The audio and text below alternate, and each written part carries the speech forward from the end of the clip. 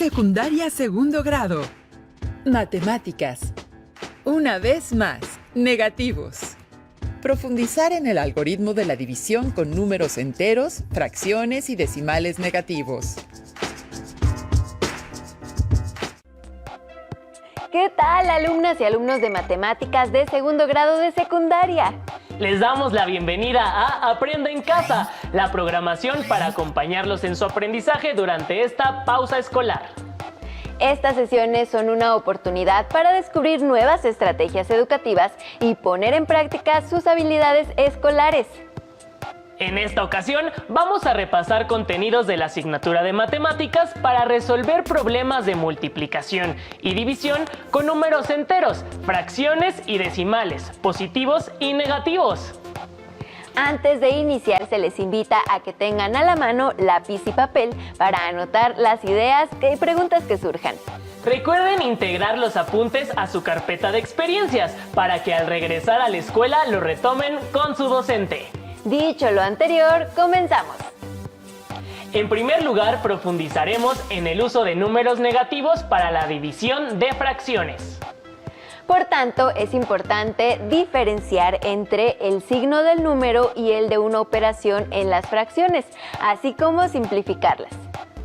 Así que demos paso al primer video para comprenderlo mejor. Ya sabemos bastante sobre números negativos y también sabemos bastante sobre fracciones. Pueden imaginarse que comenzaremos a ver juntos signos y fracciones. Lo que quiero hacer en este video es asegurarme de que sabemos cómo manipular los signos negativos que se encuentran en fracciones. Por ejemplo, si yo tuviera la fracción menos 1/2, esto va a ser igual a menos 1 entre 2 y también va a ser igual a 1 entre menos 2. Todas estas son iguales. También se me puede ocurrir algo como menos 1 entre menos 2. Y en lugar de ver esto como una fracción, podemos verlo como menos 1, que es dividido por menos 2. Y ya sabemos que si dividimos negativo con negativo, tendremos un positivo. Así que esto va a ser lo mismo que 1 entre 2, 1/2. Ahora veamos unos ejemplos para que ocupemos esto un poco más. Veamos el primer ejercicio. ¿Cuáles de las siguientes expresiones son equivalentes a menos e entre menos 2? Primero vamos a comprender esta. Esta tenemos un menos e entre un menos 2. Y vimos justo en el ejemplo anterior que cuando tenemos un menos algo entre otro menos algo, negativo entre negativo va a ser igual a positivo. Los negativos, digamos que se cancelan entre sí. Entonces, esta opción, esto de aquí, es igual a e entre 2, positivo. Veamos cuáles opciones coinciden. Aquí tenemos menos e entre 2. Veamos, esto es lo mismo que si yo tomo este menos, voy a cambiar de color, esto es igual a tener este menos e entre menos 2, pero este menos es este de aquí, menos 2. Tenemos esta situación de acá, justamente. Esto va a ser igual a negativo entre negativo, es positivo. E entre 2. Así que estas dos son iguales. Esta sí aplica. Y esta de abajo, pues también. De hecho, es lo mismo, solo que aquí, en lugar de tener el menos arriba, como en este caso, tenemos el menos aquí abajo. Esto es lo mismo. Si tenemos este menos de aquí, podemos ponerlo como menos e entre menos 2, así como está aquí. Y tenemos lo mismo que aquí arriba. Menos entre menos es más. Igual a e entre 2. Por lo que esta opción también aplica. Y no elijo esta porque pues ya encontré de hecho dos opciones correctas. Por lo que esto de ninguna de las anteriores pues no se aplica. Veamos el siguiente ejercicio. ¿Cuáles de las siguientes expresiones son equivalentes a menos g entre h? Elige todas las opciones correctas. Bueno, tenemos aquí esta menos g entre h. No está muy complicado esto. Veamos las opciones. Tenemos esta opción menos g entre menos h. Esto podría parecernos un poco complejo o sofisticado, pero en realidad no lo es tanto. Si tomamos en cuenta que esto que tenemos aquí en este recuadro, ya lo vimos al inicio como menos algo entre menos otro algo. Menos entre menos se cancelan estos negativos y nos queda positivo. Así que esto que está acá, nos queda, esto que está en el recuadro, negativo entre negativo es positivo, nos queda G entre H. Y aparte tenemos este signo negativo de aquí afuera. Este pasa sin cambios. Lo dejamos así, menos G entre H. Y efectivamente esto es igual a esto. Esta opción sí nos sirve. Esta siguiente tenemos menos G entre menos H. Si nosotros tomamos este signo negativo, podemos tomarlo como menos G entre este de aquí menos H. Y tendríamos negativo entre negativo. Nuevamente esto nos va a dar un número positivo y esto es igual a G entre H, pero no es igual a menos G entre H.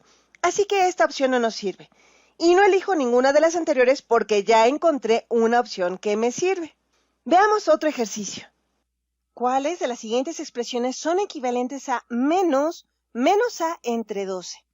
Vamos entonces a tratar de simplificar esto primero. Este menos lo puedo yo poner de esta manera. Menos A entre, este menos lo pongo aquí abajo, menos 12. Menos entre menos es más, por lo que esto es igual a entre 12, positivo. Ahora, veamos las opciones. Tenemos esta menos A entre menos 12. Este es el signo que quiero mover, este menos. Esto es lo mismo que tener menos A, esta de aquí, entre menos 12. O incluso también esto puede ser igual a tener A entre menos 12. Aquí los signos negativos que se dividen, negativo entre negativo, es positivo. Y aquí también negativo por negativo es positivo. Así que todos estos también son iguales a entre 12, que son las mismas de aquí. Esta sí aplica. Y esta es A entre menos 12. Pues esto es igual a este menos, lo puedo yo poner así, menos A entre 12. O también lo puedo poner como menos A entre 12. Pero todos siguen siendo negativos. No es igual a A entre 12. Este no es. Y bueno, no pongo ninguna de las anteriores porque al menos encontré una. Y con esto terminamos estos ejercicios. Ahora que saben cómo simplificar los signos en una fracción para operar más fácil con ella, es importante comprender la operación de división de fracciones. Para ello usaremos un segmento de recta. Veamos enseguida otro material, en el cual deben prestar atención, al recíproco. Pensemos en lo que significa tener 8 tercios y dividirlo entre 1 tercio. Dibujemos una recta numérica. Esta recta va del 0 y tenemos aquí un entero y aquí otro entero y aquí al extremo tenemos un tercer entero. Ahora dibujaré los 8 tercios y para ello debo dividir cada entero en tercios. Más o menos así.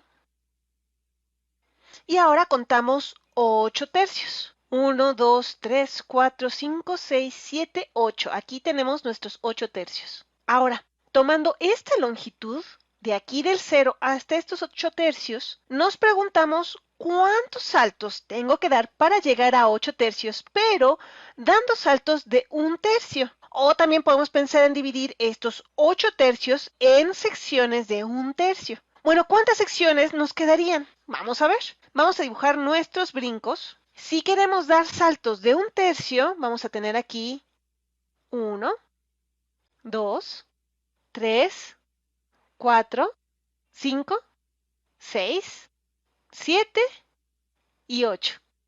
Este brinco me quedó medio extraño. Vamos a dibujarlo mejor. Ahora sí, 8. Nos llevó 8 saltos, así que 8 tercios entre un tercio es igual a 8. ¿Por qué esto tiene sentido? Al dividir esto entre tercios, por cada entero vamos a tener 3 saltos. Así que cualquiera que sea el valor que tenemos en el numerador, tendremos que realizar ese mismo número de saltos de un tercio para llegar a él. Otra forma de verlo es que si tenemos nuestros 8 tercios divididos entre un tercio, esto es lo mismo que tener 8 tercios que multiplican al recíproco de un tercio, es decir, a 3 entre 1. Y nosotros ya sabemos cómo multiplicar fracciones. De hecho, es bastante directo. Es numerador con numerador y denominador con denominador. Así que esto es igual a tener 8 por 3 entre 3 por 1, que nos da 8 por 3, 24. 24 entre 3 es igual a 8. Esto es igual a 8. Veamos si esto sigue teniendo sentido. Ahora vamos a dividir 8 tercios, pero ahora lo vamos a dividir entre 2 tercios. Esto es lo mismo que nos preguntaron al principio. Si tenemos esta sección de 0 a 8 tercios, ¿cuántos saltos de 2 tercios necesitaré para recorrer toda esta distancia? Bueno, vamos a verlos. Voy a dibujarlo en otro color un poquito más contrastante. Aquí mi primer salto es de 2 tercios. Otro segundo salto de 2 tercios, un tercer salto de 2 tercios y finalmente un cuarto salto de 2 tercios. Por lo que 8 tercios entre 2 tercios es igual a 4. ¿Esto tiene sentido con esta sección de multiplicar por el recíproco? Bueno, hagamos lo mismo. 8 tercios multiplicado por el recíproco. Si tenemos 2 tercios, su recíproco va a ser 3 medios. Y tenemos que esto es igual a 8 por 3, 24. Entre 3 por 2, 6. Y 24 entre 6 es igual a 4. Tenemos la mitad del resultado anterior. Lo que tiene sentido, pues en el primero teníamos 3 entre 1 y en este segundo ejemplo tenemos 3 entre 2. Y si vemos los saltos en la recta numérica, los saltos azules abarcan el doble que los saltos de color naranja. Por eso requerimos la mitad de los saltos. Cuando dividimos entre la primera fracción, por cada entero hicimos 3 saltos. Por lo que tenemos en el denominador de la fracción que divide, lo pasamos multiplicando. Y lo que tenemos en el numerador de esta fracción que divide, lo vamos a pasar dividiendo. Y cuando el numerador de la fracción que divide es mayor que 1, como en este segundo ejemplo, se avanza el doble, por lo que hay que dividirlo entre 2. Espero que esto les ayude a comprender el por qué al dividir entre una fracción se multiplica por el recíproco. Este recurso de segmento de recta se suma a los que ya han estudiado anteriormente con la representación de áreas. Por último, ahondaremos en el estudio de la división de fracciones usando números negativos con ayuda del próximo video. Bienvenidos a la presentación acerca de cómo multiplicar y dividir números con distintos signos. Lo que voy a hacer es demostrarles que es en realidad algo muy sencillo si se aprenden unas cuantas reglas que son muy facilitas. Y quizás en algún video posterior les dé un poco de intuición acerca de por qué esas reglas funcionan. Así que bueno, vamos a comenzar. Primero que nada, imaginemos que tenemos un número negativo multiplicado por otro número negativo. Digamos, menos 2 multiplicado por menos 2. Esto es un número negativo por otro número negativo. Ahora, si hago 2 por 2, el resultado es 4. Pero si tengo un número negativo multiplicado por otro número negativo, el resultado será un número positivo. Así que esa es nuestra primera regla. Un negativo multiplicado por otro negativo siempre me dará un número positivo. Bien, continuemos. ¿Qué pasa ahora si tengo un número negativo, como menos 2, multiplicado por un número positivo, como 2? Pues de nuevo, si me olvido de los signos, si simplemente hago 2 por 2, el resultado sería 4. Pero en este caso es un negativo por un positivo, así que el resultado será negativo. Y esa es otra de nuestras reglas. En el caso de que haga un negativo por un positivo, el resultado siempre será un negativo. Bien, ¿qué pasa ahora si los cambio de lugar? Si hago 2 por menos 2. Y si se fijan, por la propiedad de la conmutatividad de la multiplicación, estas dos cosas son iguales, así que me debe dar lo mismo, también me da menos 4. Por lo tanto, también un positivo por un negativo me da un negativo. Así que en realidad estas dos reglas son la misma. Finalmente, si yo tengo un positivo por otro positivo, ustedes ya saben que el resultado de eso será positivo, será 4 normal.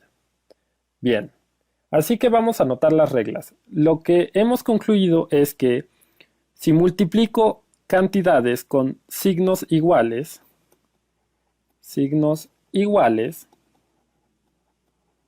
entonces el resultado será positivo. No importa que las cantidades sean negativas ambas, siempre será positivo si son dos negativos o dos positivos. Por el contrario, si tengo signos distintos,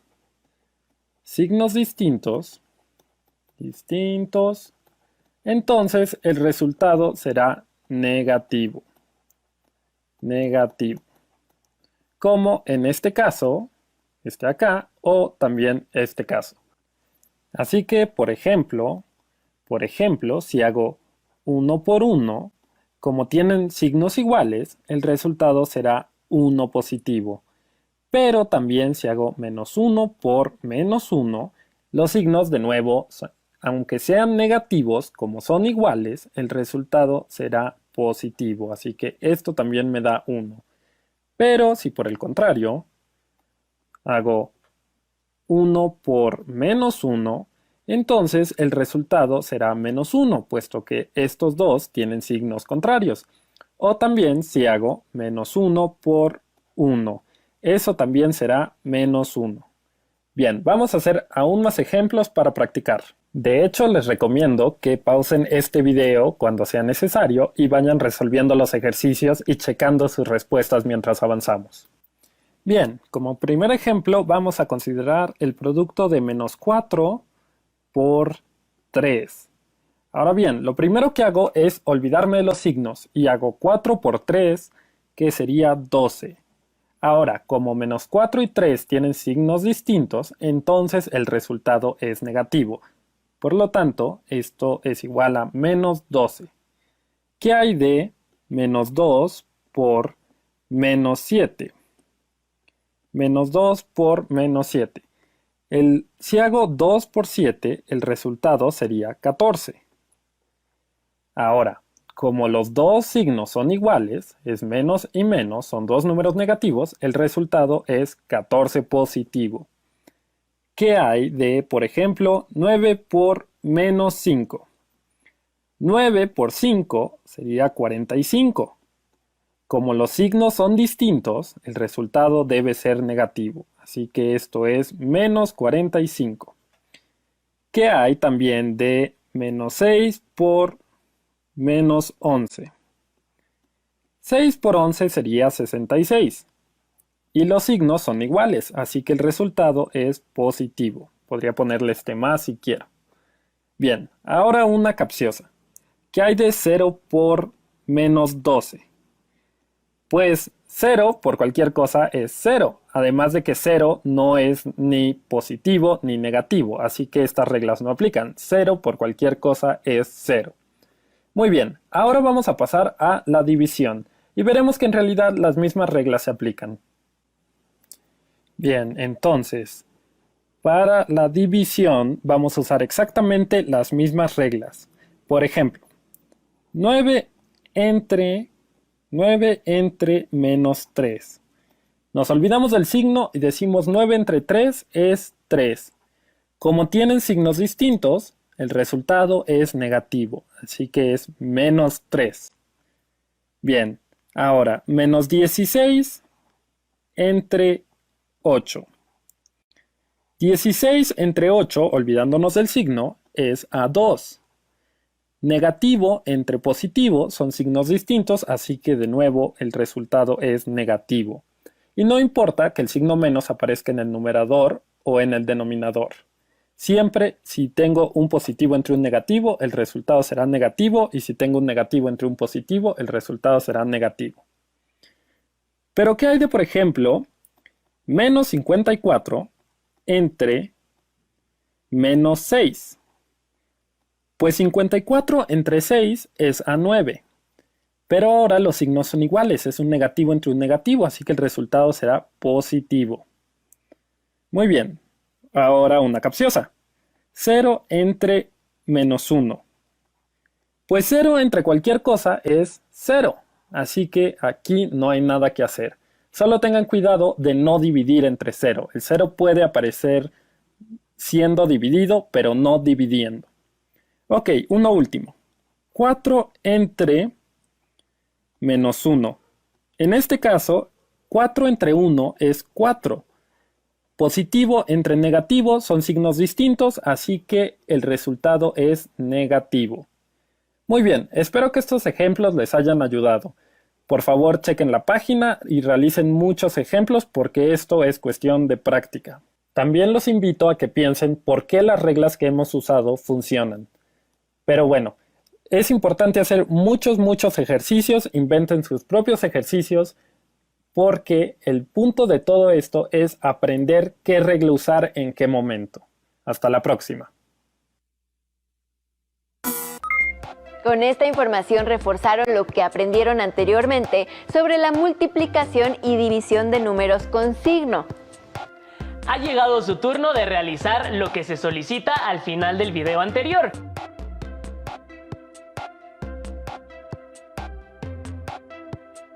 Piensen por qué las reglas que hemos usado funcionan e inventen sus propios ejercicios para aprender qué regla usar en cada caso.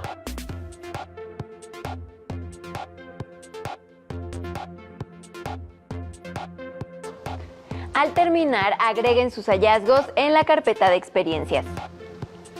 También les recomendamos leer el libro Inteligencia Matemática. Descubre al matemático que llevas dentro, de Eduardo Sainz, de Cabezón, que en su capítulo 4, titulado ¿Qué es un número?, les permitirá fortalecer lo que repasaron en esta sesión. No olviden cuidarse y seguir las recomendaciones en materia de salud, además de poner en práctica valores como la solidaridad, el respeto y la empatía con las personas que les rodean. Es momento de dar por concluida esta transmisión, pero sigan sintonizando la programación de Aprende en Casa, porque la educación nunca se detiene. ¡Hasta pronto!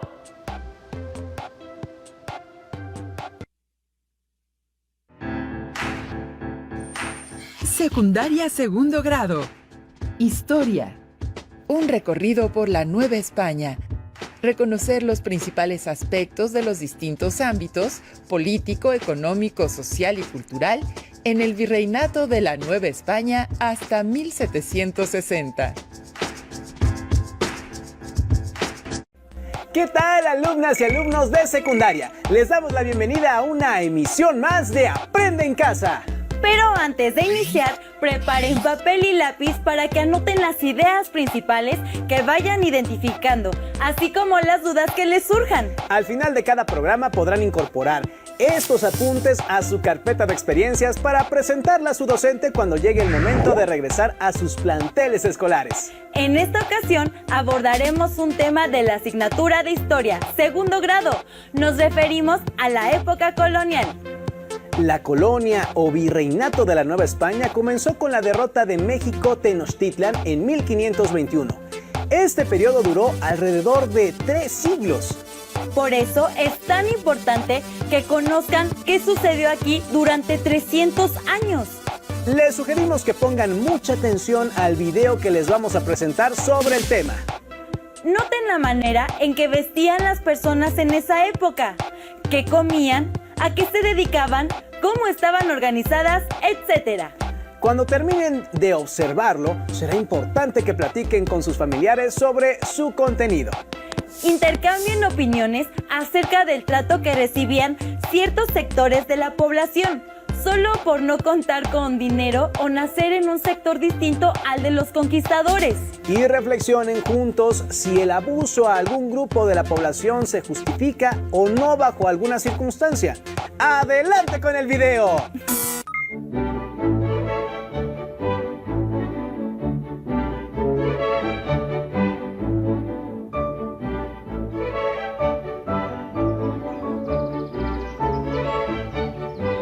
Gran parte del carácter actual de la sociedad mexicana deriva directamente de la llamada época colonial. Etapa marcada por el sojuzgamiento y las relaciones de poder que impone la corona española en el Nuevo Mundo. Durante la colonia floreció también buena parte de la cultura y la identidad que nos hace ser lo que hoy somos.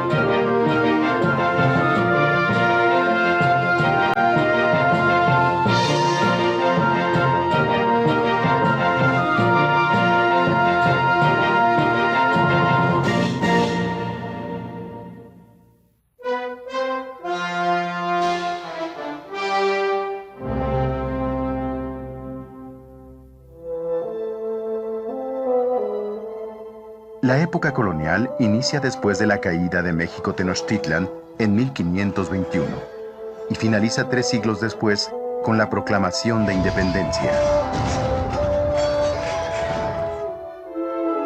Este periodo, el segundo en la historia de México, abarca los años de la dominación española en los que, bajo el nombre de Nueva España, el país adquiere cohesión política.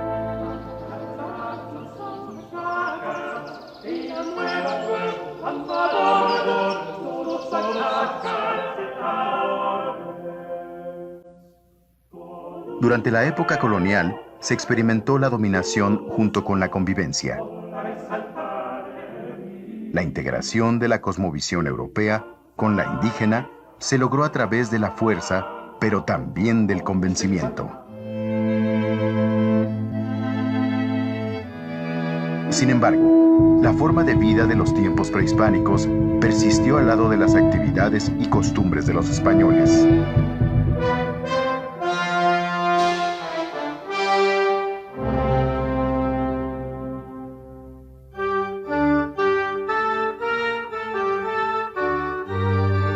Al finalizar el siglo XV, el anhelo de los reyes de Castilla por participar de manera más activa en los circuitos comerciales que por entonces comenzaban a gestarse desde Europa, los llevó a financiar en 1492 el viaje de Cristóbal Colón en busca de la India.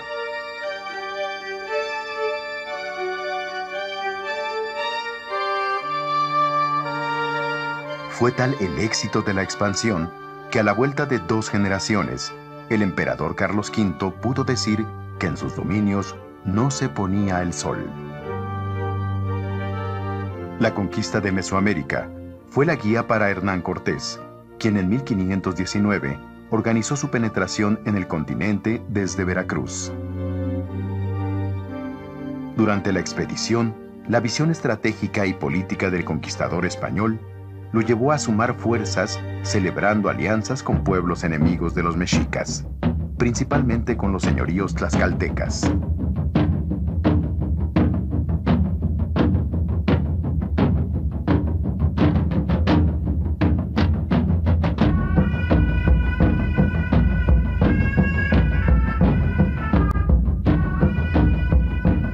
La entrada pacífica de los españoles a México Tenochtitlan se convirtió en una franca ocupación armada.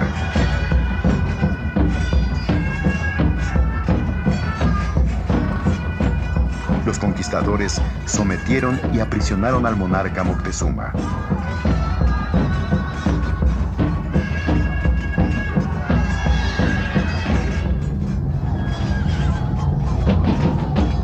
La integridad política de la Triple Alianza comenzó a fracturarse. Al mismo tiempo, no obstante, se generó un movimiento de resistencia que logró expulsar a los españoles y a sus aliados, culminando en el episodio de la Noche Triste. Cuenta Bernal Díaz del Castillo que los soldados españoles entonaron desde entonces este cantar. En Tacuba está Cortés, con su escuadrón esforzado. Triste estaba y muy penoso, triste y con gran cuidado, una mano en la mejilla y la otra en el costado. Por esos días cundió una epidemia de viruela que causó más de 3 millones de fallecimientos entre la población indígena, lo que resultó en grandes bajas para las fuerzas mexicas. Además, los caballos y armas de fuego de los conquistadores les dieron ventaja.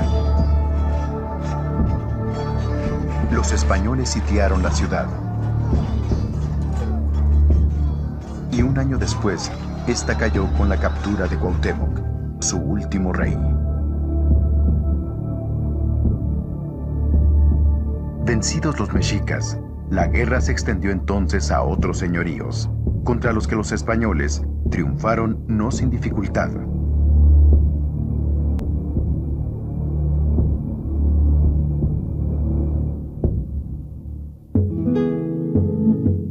Una relación de dominio se estableció entre los españoles y cada uno de los señoríos, que eran más de 500.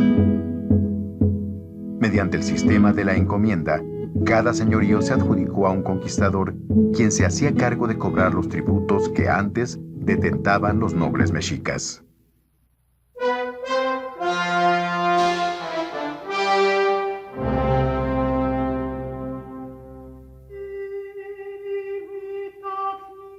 Desde 1530, en el territorio de Mesoamérica, la presencia de los españoles se consolidó al irse reduciendo las actividades bélicas entre conquistadores e indígenas, sobre todo al atenuarse la muy conflictiva pugna entre españoles por el reparto de puestos y posesiones.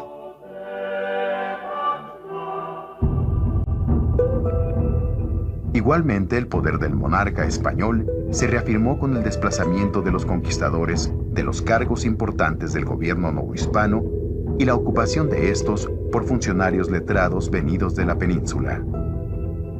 A pesar de los reclamos de los antiguos soldados españoles, la corona se impuso y se hizo representar por un peninsular perteneciente a la nobleza, el virrey. El sistema de cabildos o ayuntamientos castellanos, adaptados a las nuevas condiciones, fue el sistema de gobierno bajo el cual se organizaron los nuevos dominios. La fijación de impuestos por familia y la disposición de concentrar a la población en asentamientos de tipo urbano alrededor de una plaza central dominada por el ayuntamiento y la iglesia fueron medidas efectivas para el control de la población. Otro elemento decisivo para la imposición del dominio español fue la presencia de la Iglesia Católica en los nuevos territorios. El constante arribo de frailes misioneros desde 1522 permitió que se integraran a los pueblos de indios, donde fundaron iglesias destinadas a un santo específico que se convertiría con el tiempo en el patrón de la comunidad.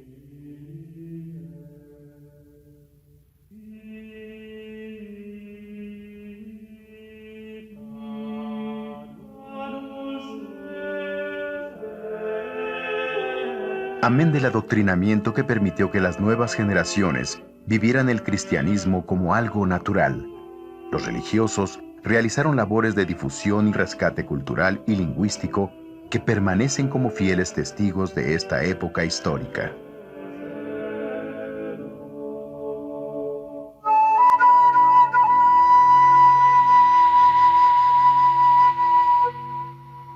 En 1571 se estableció el temido Tribunal del Santo Oficio de la Inquisición, que permaneció durante toda la dominación española en el Nuevo Mundo.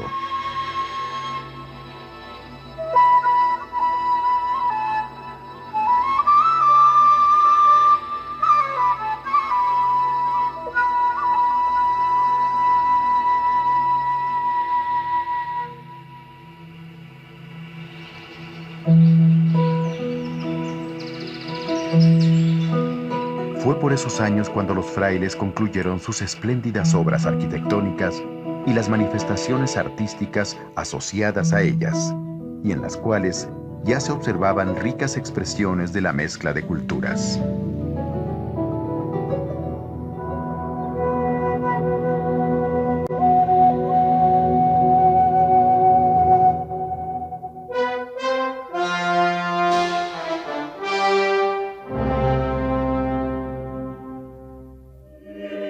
Fray Toribio de Motolinía y Fray Bernardino de Sahagún reafirmaron los aspectos positivos de la obra religiosa de los cristianos al rescatar la vida y el saber de los antiguos mexicanos, con estudios históricos y lingüísticos de gran valor.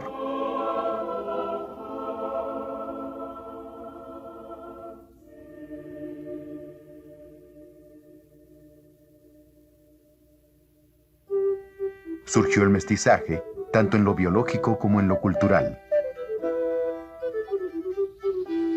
Además, se llevó a cabo la introducción de actividades nuevas en el contexto mesoamericano, como la ganadería, la cría del gusano de seda, la explotación de minas de plata y la siembra de trigo y caña de azúcar. La Nueva España ingresaba a los circuitos mundiales de intercambio, mientras la corona española pudo concretar su sistema de gobierno en tierras mexicanas alrededor de 1600. Estaba emergiendo un proyecto de país que recordaba y diferenciaba al que los ibéricos habían dejado atrás en Europa.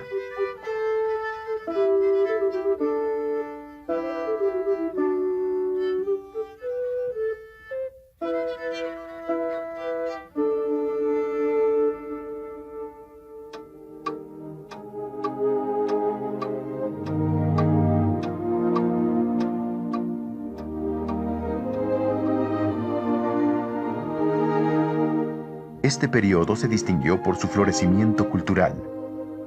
La disponibilidad de fortunas destinadas a la arquitectura, la profusión en las artes plásticas y el ingenio en la literatura y la música descollaron en sus diversas manifestaciones.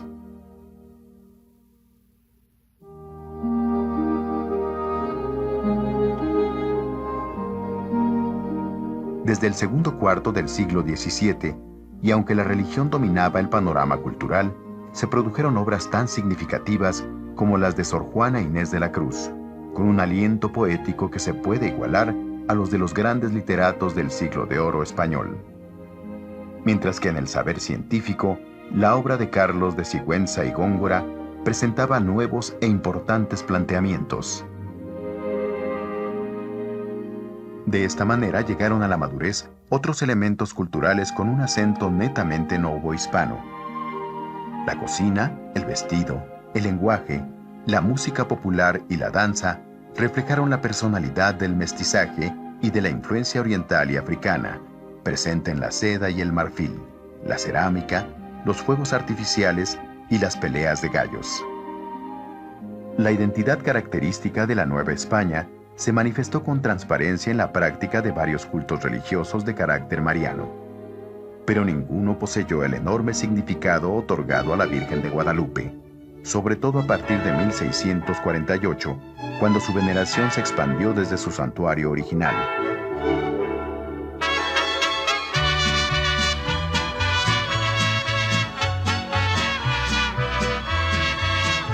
Aún hoy el guadalupanismo permanece y se festeja en toda la República.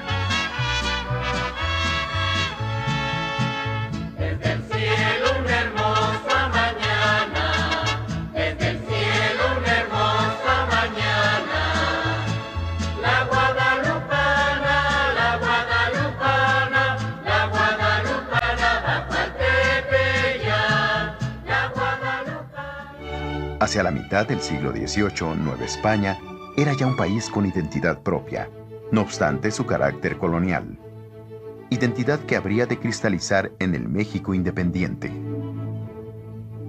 Estos esfuerzos por dotar al país de una identidad auténtica eran llevados a cabo por una reducida élite que apenas sobrepasaba el número de 1000 personas. Sin embargo, las identidades más consolidadas tenían lugar en los sentimientos regionales, en la individualidad de los pueblos que, aunque fragmentarios, aún constituían el núcleo básico de la vida social y cultural.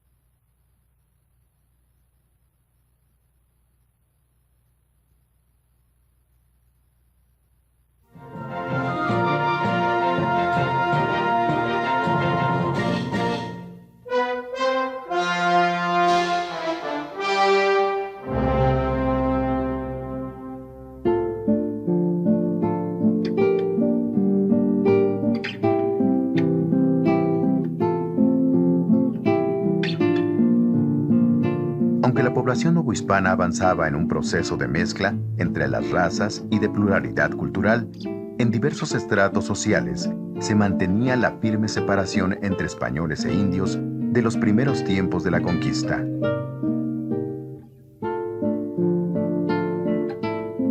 La corona influyó en este panorama de manera directa, ejerciendo una política cada vez más alejada de una legitimidad sustentada en la justicia y volcada en la reafirmación de su poder y de su apetito fiscal. Así, desde diferentes aspectos de la existencia del país, se evidenciaban alternativamente rasgos tanto de integración como de dispersión. Con la venta de cargos políticos, las familias novohispanas tuvieron además mayores posibilidades de intervenir directamente en los asuntos del gobierno.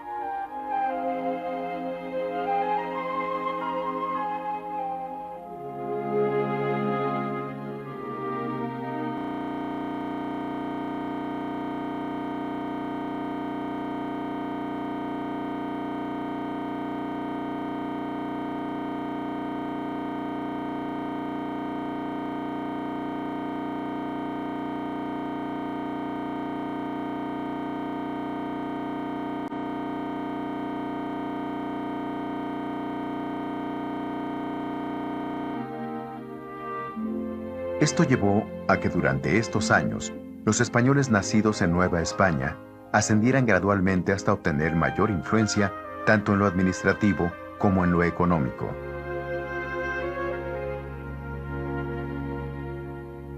La incapacidad de España para limitar y gobernar a estos americanos les dio una enorme libertad de acción.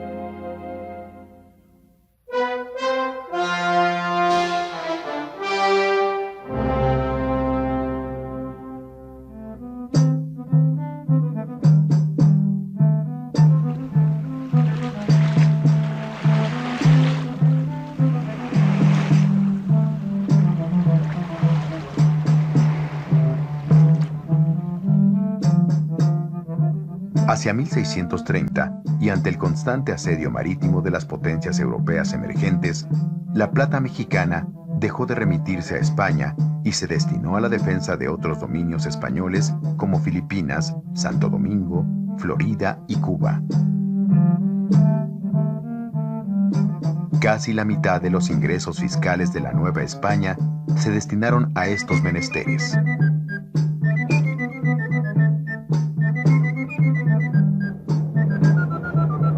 La economía iba adquiriendo rasgos señaladamente locales, gracias sobre todo al surgimiento y conformación de un mercado libre, independiente de la práctica tributaria y dirigida a la empresa agrícola en la que se amasaron grandes fortunas. Comenzaron a proliferar las haciendas como una mezcla de propiedad territorial, empresa agropecuaria y asentamiento de la población. La gente de los pueblos de indios acudía a ellas para trabajar libremente y sacudirse el yugo del tributo.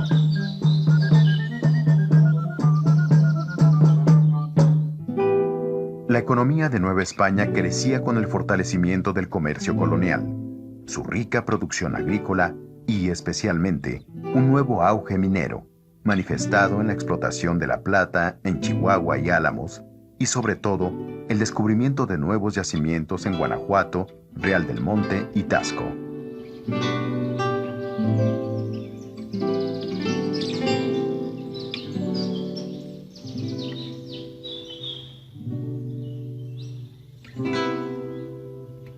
Pero ni esta inagotable riqueza sirvió para detener la crisis de los monarcas. Y pronto, de acuerdo con la política real de venta de oficios públicos, se comenzaron a ofrecer al mejor postor ubicaciones estratégicas dentro del gobierno, como lo fueron las audiencias, las notarías y el cobro de tributos. Rápidamente los criollos mejoraron su posición. No saciada con ello, la corona anunció la posibilidad de poner en venta títulos de nobleza, incrementando la desigualdad y la corrupción en la multiforme sociedad novohispana.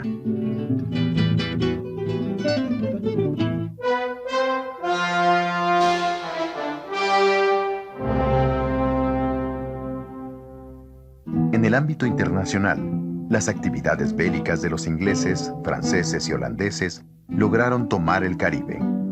Sus piratas atacaron Veracruz y Campeche hacia 1684.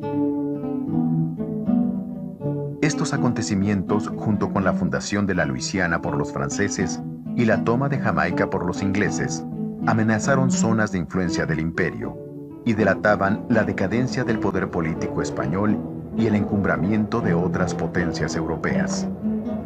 En este contexto, el futuro de Nueva España durante el siglo XVIII dependía de la llegada al trono de un heredero de la Casa de los Borbones que gobernaban Francia, en sustitución de la dinastía de los Habsburgo de Austria. Inspirado en el llamado despotismo ilustrado, el nuevo rey de España, Carlos III, llevó a cabo un sinnúmero de ajustes y modificaciones con la finalidad de sustituir la burocracia colonial por considerarla ineficiente y corrupta. Pero sobre todo, planteó nuevas y más severas formas de captación de impuestos que dañaron profundamente la economía e hicieron surgir el resentimiento de los novohispanos hacia el gobierno del Borbón. La población de la Nueva España hacia 1750 estaba conformada por menos de 20.000 españoles peninsulares que gobernaban a 4,5 millones de habitantes, la mitad de estos ligados a pueblos de indios y el resto compuesta por criollos, mestizos y mulatos.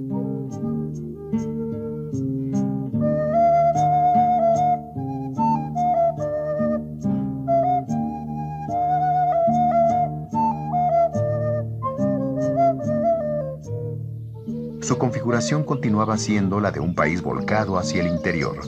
La economía, las comunicaciones, la cultura, las manifestaciones artísticas se agrupaban en el altiplano central de México.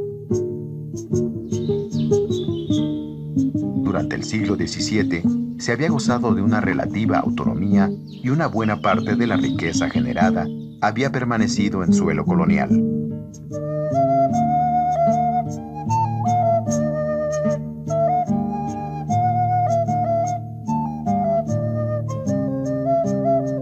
Las reformas de la corona presagiaban cambios políticos y la sustracción de estas fortunas para tierras españolas.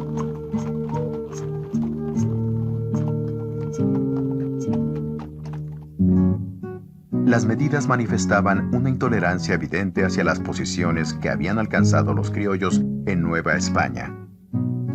Las recientes disposiciones no tomaban en cuenta que si la vida de Nueva España era rica, lujosa e ilustrada para unos cuantos, para el grueso de la población era angustiosa e incierta, y las nuevas medidas reforzaban la desigualdad.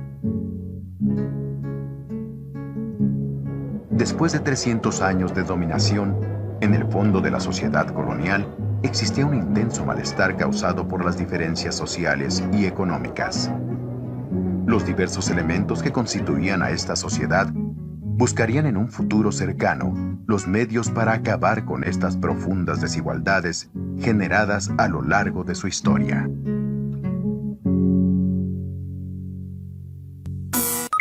¡Qué interesante! interesante es todo lo que ocurrió durante el periodo colonial. Sin embargo, muchas de las desigualdades sociales propiciaron un levantamiento armado que concluiría con la independencia de México. Para finalizar esta sesión, les proponemos que identifiquen los rasgos de la comida mestiza y cocinen algún platillo. No olviden integrar la receta y sus anotaciones en la carpeta de experiencias. Inviten a sus familiares a sumarse a esta actividad. Cada quien puede preparar algo sencillo y diferente, o pueden hacer un concurso de cocina. Seguramente se divertirán mucho. Si les interesa conocer más sobre la literatura en Nueva España, les invitamos a leer Secundaria segundo grado. Ciencias y tecnología. Física. Los modelos en la ciencia. Reconocer las principales ideas y modelos surgidos en la historia que explican cómo está formada la materia. Sean bienvenidas y bienvenidos a la asignatura de Ciencias y Tecnología Física, segundo grado, de la programación de Aprende en Casa. Esta es una propuesta de la Secretaría de Educación Pública para que puedan seguir al corriente en sus respectivas asignaturas durante los días en que deben permanecer en casa. Para aprovechar mejor los contenidos, es importante que sean puntuales y que anoten tanto las ideas más relevantes como los ejercicios que les pediremos realizar. No olviden guardar todos sus apuntes y ejercicios en su carpeta de experiencias. Así, al regresar a clases, podrán compartirla en su grupo. En esta ocasión, las y los invitamos a conocer algunas de las ideas que se han propuesto a lo largo de la historia acerca de cómo está formada la materia y de qué está hecha. Desde la antigüedad hasta nuestros días, ha surgido la inquietud acerca de la estructura de la materia y se han elaborado explicaciones al respecto. En este proceso de investigación de la ciencia, los modelos han cobrado relevancia, ya que presentan ideas lógicas sobre los fenómenos naturales. A continuación, los invitamos a ver un video. Centren su atención en la información que se da respecto a las siguientes preguntas. ¿Qué es un modelo científico? ¿Cuál es la importancia y utilidad de los modelos en la ciencia? ¿Ya tienen todo preparado para tomar notas? Bien, entonces, ¡corre video! Esta maqueta la hizo mi tía. Verán, ella es arquitecta. Vino de visita y en unos minutos se la llevará a su trabajo donde presentará su proyecto de construcción. ¿Ustedes saben por qué mi tía hace una maqueta cuando busca construir un edificio? Ella elabora planos y maquetas para representar sus ideas ante los demás. A esto se le conoce como modelo. Sin embargo, hay otro tipo de modelos. Por ejemplo, los modelos científicos. Un modelo científico es una representación que nos permite entender cómo es un objeto, un suceso o un fenómeno natural. Un modelo científico surge de las respuestas que los investigadores dan a las preguntas que se originan de sus observaciones. Por ejemplo, desde la antigüedad, el ser humano ha observado el aparente movimiento del Sol, la Luna y las estrellas para contestar las siguientes preguntas. ¿Dónde se ubican los astros en el universo? ¿Qué astros se mueven? ¿Cuáles de ellos carecen de movimiento? Para intentar responder estas preguntas, Ptolomeo, unos 100 años antes de nuestra era, diseñó el modelo geocéntrico del sistema planetario con el que explicó que la Tierra está inmóvil en el centro del universo, mientras que el Sol, la Luna y los demás astros giran a su alrededor. Los modelos científicos son válidos mientras su explicación sea satisfactoria, pero nuevas evidencias generan nuevas explicaciones y pueden inspirar la formulación de nuevos modelos. Por ejemplo, Nicolás Copérnico, en el siglo XVI, basándose en sus observaciones, propuso el modelo heliocéntrico del universo que sitúa al Sol fijo en el centro y a los astros, incluyendo la Tierra, girando a su alrededor.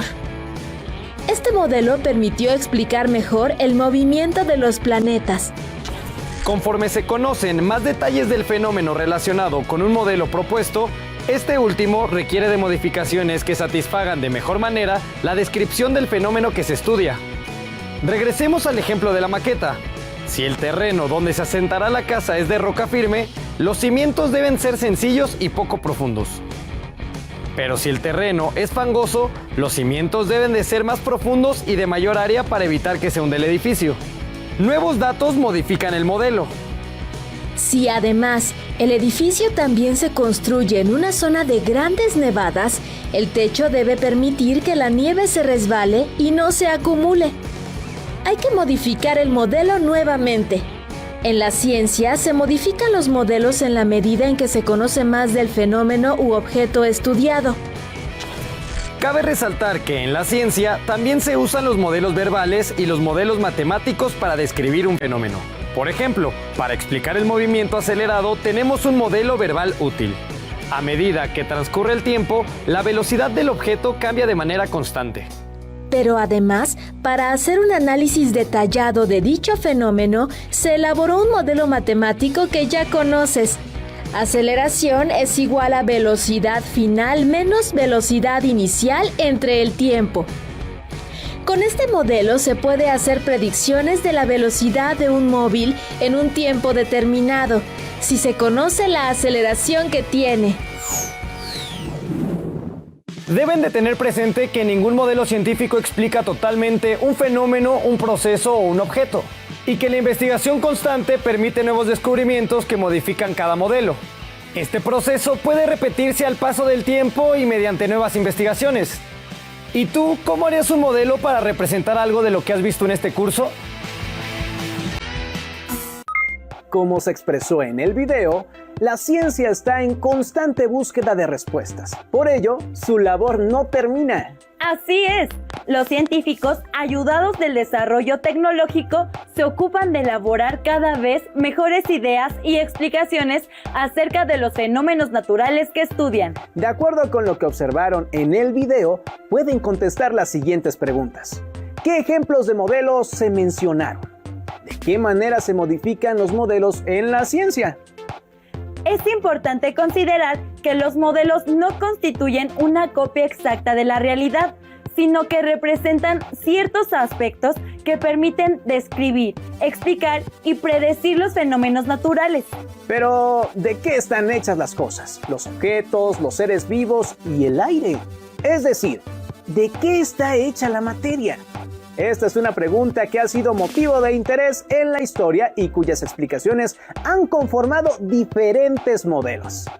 Para conocer algunas de las respuestas que se han dado al respecto y saber quiénes las plantearon, los invitamos a ver el siguiente video. Pero antes, reflexionen un momento y respondan. ¿Qué es lo más pequeño que conocen que forma todas las cosas?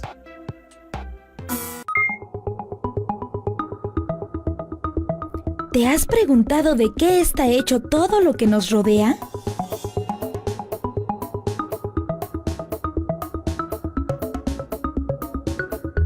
Estamos en el año 500 antes de nuestra era, en la antigua Grecia, cuando el filósofo Empédocles de Agrigento dio la primera respuesta a la pregunta ¿de qué está hecha la materia?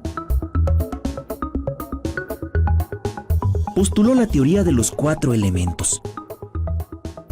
Todo está formado por una mezcla de aire, tierra, agua y fuego.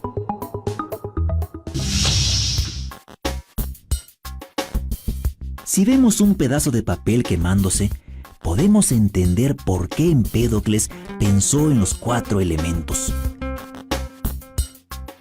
El aire, el fuego, la tierra representada en las cenizas y el agua. Hagamos otro ejercicio. Tomemos un objeto cualquiera, por ejemplo, una manzana. La cortamos en varias partes y así sucesivamente. Pero, ¿cuánto más la podemos dividir?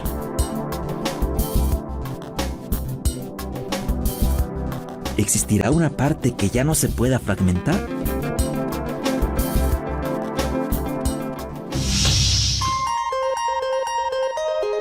El filósofo filósofo Demócrito llamó a la parte más pequeña de una cosa átomo, que significa sin parte, sin división. Propuso que estas partículas de materia indestructible siempre se encuentran en movimiento y se distinguen entre sí solo por su forma y tamaño.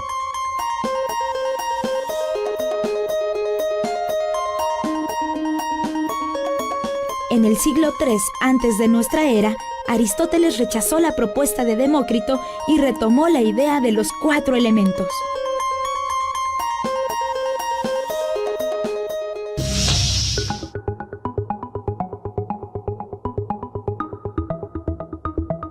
Según Aristóteles, la materia estaba constituida de forma continua, es decir, que podía dividirse infinitamente y cada fragmento, por pequeño que fuera, conservaría las características del objeto original. Pasaron más de 2000 años hasta que Dalton propuso un modelo atómico para explicar la constitución de la materia, similar al de Demócrito, pero con bases científicas. Las ideas atomistas griegas son una de las bases del pensamiento científico contemporáneo. La física, la química y la biología modernas se basan en que la materia está compuesta por átomos de diferentes elementos. A lo largo del siglo XX se han descubierto muchas partículas más pequeñas que un átomo. Los antiguos griegos propusieron explicaciones acerca de la materia. Algunos decían que todo estaba formado de algo continuo, hecho de uno o varios de los componentes esenciales, que llamaron elementos: aire, tierra, agua y fuego. Otros griegos, entre ellos Demócrito, por el contrario, sostuvieron que las cosas estaban hechas de pequeñas partículas, a las que este filósofo llamó átomos. ¿Recuerdan qué significa el término átomo? ¿Qué características atribuyó Demócrito a los átomos? Más de 2000 años después de Demócrito, se retomó la idea del átomo y a partir de ella se ha conformado la teoría atómica, que explica la estructura y el comportamiento de la materia. Observen el siguiente video, que ofrece un panorama sobre la historia de la teoría atómica y cómo contribuyeron diversos científicos al respecto.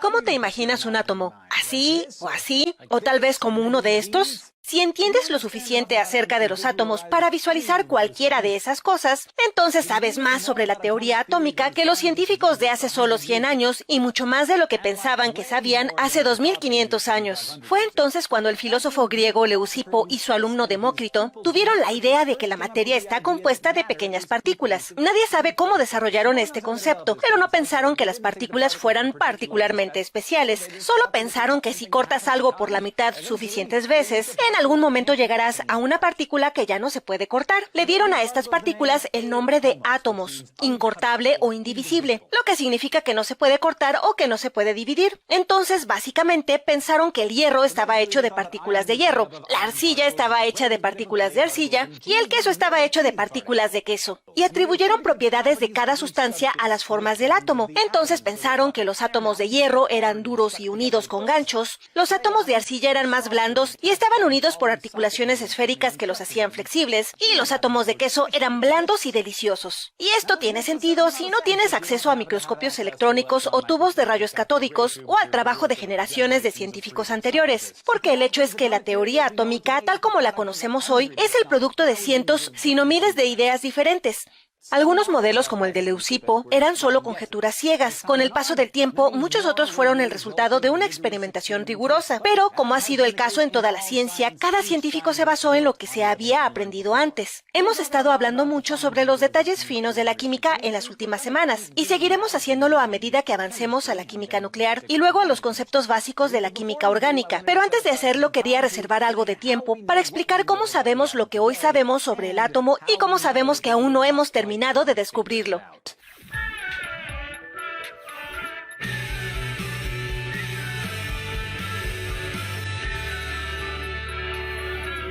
Ahora puedes pensar que una vez que a Leucipo y Demócrito se les ocurrió la idea general de los átomos, sería bastante fácil para otra persona tomar esa pequeña bola indivisible y correr con ella. Pero te equivocarías. Los siguientes desarrollos importantes en la teoría atómica no llegarían en los siguientes casi 2300 años. Ya te he contado, por ejemplo, sobre el químico francés Antoine Lavoisier, que propuso la ley de la conservación de la masa, que establece que incluso si la materia cambia de forma, su masa se mantiene igual. Y debes recordar al profesor de inglés John Dalton, quien determinó que los elementos existen como paquetes discretos de materia. Gracias a estas y otras grandes mentes del siglo XIX, se pudo comprender mejor el comportamiento general de los átomos. La siguiente pregunta lógica fue ¿por qué?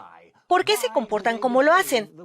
Esto condujo a la investigación de la estructura atómica. En la década de 1870, los científicos comenzaron a investigar de qué estaban hechas las cosas utilizando tubos de descarga. Básicamente, tubos llenos de gas con electrodos en cada extremo que emiten luz cuando una corriente eléctrica los atraviesa. Esencialmente es una luz de neón. Debido a que esta luz fue producida originalmente por un electrodo negativo o un cátodo, se llamó rayo catódico y tenía una carga negativa. Pero en 1886, el físico alemán Eugen Goldstein descubrió que los tubos también emitían luz desde el electrodo positivo, básicamente un rayo que se dirigía en la dirección opuesta, lo que significaba que también debía haber una carga positiva en la materia. Goldstein no entendió completamente lo que había descubierto aquí. Me refiero a que los científicos todavía no habían descubierto qué era responsable de la carga negativa en los rayos. Luego, el físico inglés J.J. Thomson llevó la investigación del tubo de descarga más allá. Al medir cuánto calor generaban los rayos catódicos, cuánto podían ser doblados por imanes y otras cosas, pudo estimar la masa de los rayos. Y la masa era aproximadamente 1000 veces más ligera que el hidrógeno, la parte de materia más pequeña conocida en ese momento. Llegó a la conclusión de que los rayos catódicos no eran rayos ni ondas en absoluto, sino que en realidad eran partículas muy pequeñas, muy ligeras y cargadas negativamente. Los llamó corpúsculos, nosotros los llamamos electrones. Entonces, aunque no entendíamos qué forma tenían, sabíamos que eran componentes negativos y positivos de la materia. La siguiente pregunta fue, ¿cómo se organizan dentro del átomo? Thomson sabía que el átomo en general tenía una carga neutra, por lo que imaginó que los electrones cargados negativamente deben distribuirse aleatoriamente en una matriz cargada positivamente. Y el muy inglés Thomson visualizó este modelo como un postre inglés familiar, budín de ciruela. La matriz positiva es el budín y los electrones son los trozos de fruta flotando al azar dentro de ella. Incluso hoy, el modelo del átomo de Thomson continúa llamándose el modelo de budín de ciruela, y aunque el movimiento de un solo electrón es aleatorio, su distribución general no lo es. El siguiente gran paso fue dado por el neozelandés Ernest Rutherford en 1909. Diseñó un experimento utilizando una lámina extremadamente delgada de papel de oro y una pantalla recubierta con sulfuro de zinc. Bombardeó la lámina con partículas alfa, que realmente no sabía qué eran, solo que eran producidas por la descomposición del radio. Estaban cargadas positivamente y eran muy pequeñas. Se esperaba que pasaran a través de la lámina sin desviarse, y muchas de ellas lo hicieron, pero resultó que algunas de las partículas se desviaron en ángulos grandes y a veces casi hacia atrás.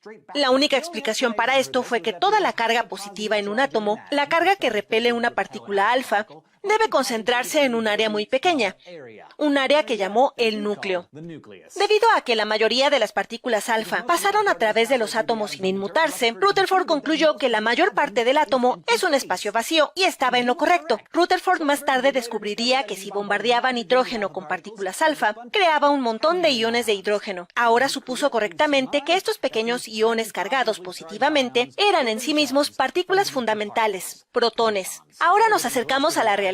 Estos químicos tenían una idea bastante buena de la estructura del átomo, solo necesitaban averiguar qué estaban haciendo exactamente los electrones. Aquí entra Niels Bohr. En 1911, el mismo año en que se publicaron los resultados del experimento de la lámina de oro de Rutherford, Bohr viajó a Inglaterra para estudiar con Rutherford, y como físico también estaba interesado en los modelos matemáticos establecidos por los físicos alemanes Max Planck y Albert Einstein para explicar el comportamiento de la energía electromagnética. Con el tiempo, Bohr se dio cuenta de que estos principios matemáticos podían aplicarse al modelo atómico de Rutherford. Su análisis de los cálculos del experimento de la lámina de oro, basados en la proporción de partículas alfa que atravesó directamente, las que se desviaron ligeramente y las que rebotaron casi completamente hacia atrás, le permitió predecir las posiciones más probables de electrones dentro del átomo. El modelo resultante de Bohr, a veces llamado modelo planetario, todavía es familiar para la mayoría de las personas, probablemente incluyéndote a ti. Representa los electrones en órbitas alrededor de un pequeño núcleo central. Cada órbita puede tener un número específico de electrones que se correlaciona con los niveles de energía y los orbitales en el modelo moderno del átomo. Y aunque es definitivamente erróneo, el modelo de Bohr estaba muy cerca de la realidad en algunos aspectos importantes. Pero como todos los que he mencionado en los últimos minutos, Bohr tenía muchísima razón y al mismo tiempo estaba muy equivocado. El problema eran esos molestos electrones. Fue el físico teórico alemán Werner Heisenberg quien hizo que todos entendieran cuán grande y alucinante era este problema de los electrones. Pero también fue él quien ató todo el desastre en un pequeño paquete ordenado. Usando sus perversas habilidades matemáticas, Heisenberg descubrió que es imposible saber con certeza el momento de un electrón o cualquier partícula subatómica y su posición exacta. Y cuanto más sepas sobre una de esas dos variables, más difícil será medir la otra. Y si no puedes medir la posición o el momento de un electrón, obviamente no puedes decir con certeza que los electrones en un átomo están perfectamente alineados en órbitas circulares, por lo que él y una nueva ola de físicos y químicos propusieron una nueva teoría, una teoría cuántica, que propone que los electrones no eran partículas u ondas, sino que tenían propiedades de ambos y de ninguno. Con este pensamiento, la disposición de los electrones alrededor de un núcleo solo podría describirse en términos de probabilidad.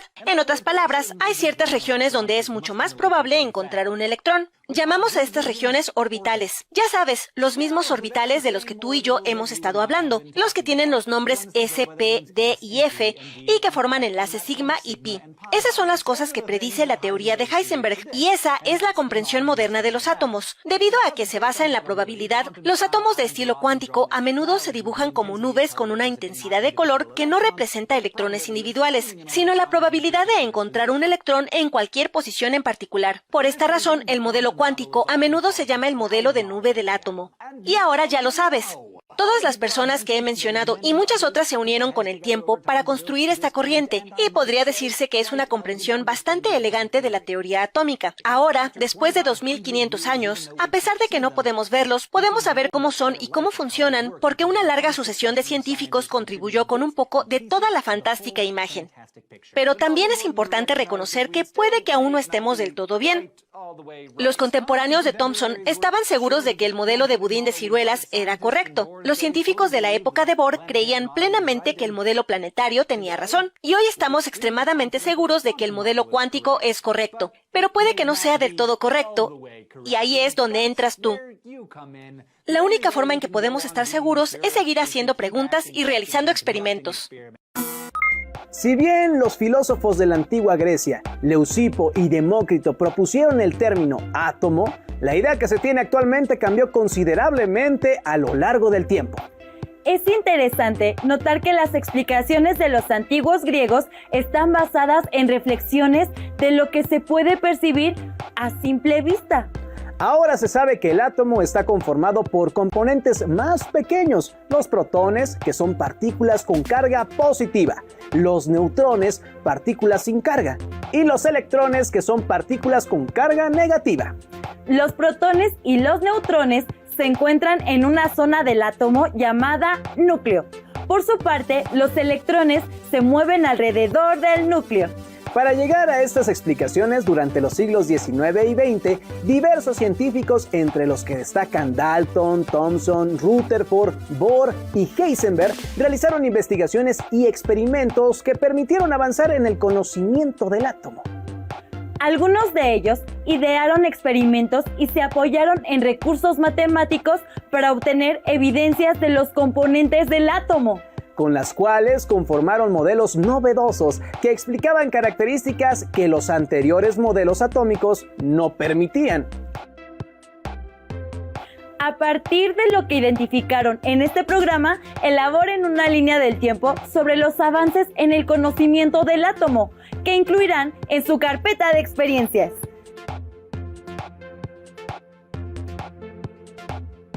Les sugerimos consultar su libro de física para complementar la información. En su trabajo incluyan a Leucipo, Demócrito, Dalton, Thomson, Rutherford, Bohr y Heisenberg.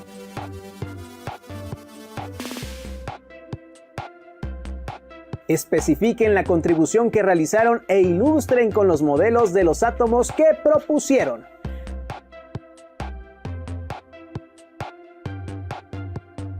Además, incluyan un texto breve en el que expresen con sus palabras lo que favoreció el avance del conocimiento del átomo.